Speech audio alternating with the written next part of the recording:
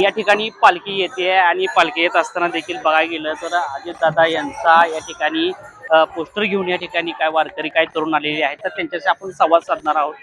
कुठले गावचे? आम्ही आळंदी. आळंदी. काय बॅनर दादा घेऊन चाललाय? मी बारामतीचा आहे. आम्ही दादांना घेऊन पंढरपूरला जाणार आहोत. आळंदी ते पंढरपूर. दादा गेलेले 28 जानेवारीला दादा गेले. दादांचं अचानक निधन झालं. त्यामुळे दादांसाठी ही दादांना घेऊन आम्हाला ही दादांसाठी वारी आम्हाला पंढरपूरमध्ये पोच करायचे दादांसोबत.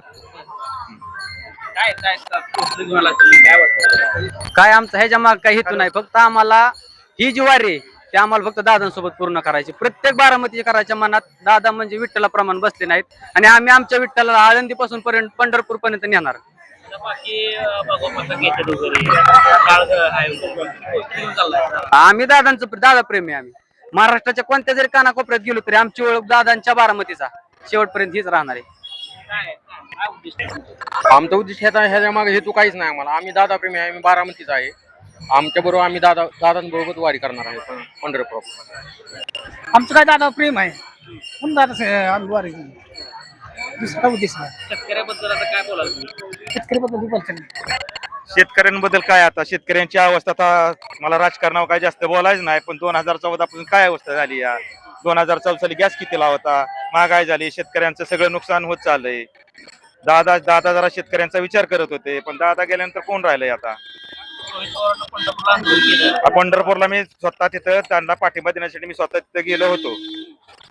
परत त्याच्यानंतर त्यांचं औरंगाबादला सुद्धा रोहित दादाने आंदोलन तिथं केलं, पण त्यांना पाठिंबा द्यायला विधान भवनातले फक्त 2च आमदार होते. बाकीचे 286 आमदार कुठे होते? 2 आमदारापैकी एक रोहित दादा आणि दुसरं मला नाव त्यांचं आठवत नाही, एक महिला आहेत त्या, असे 2च आमदार फक्त होते. पंढरपूरचे कोण होते?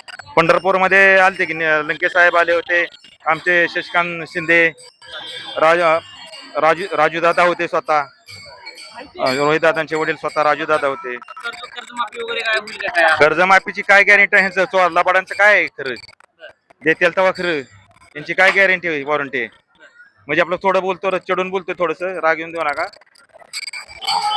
दादा असते तर ह्याच्यावर नक्कीच मार्ग काढला असता. दादा गेल्यामुळं फार नुकसान झालंय.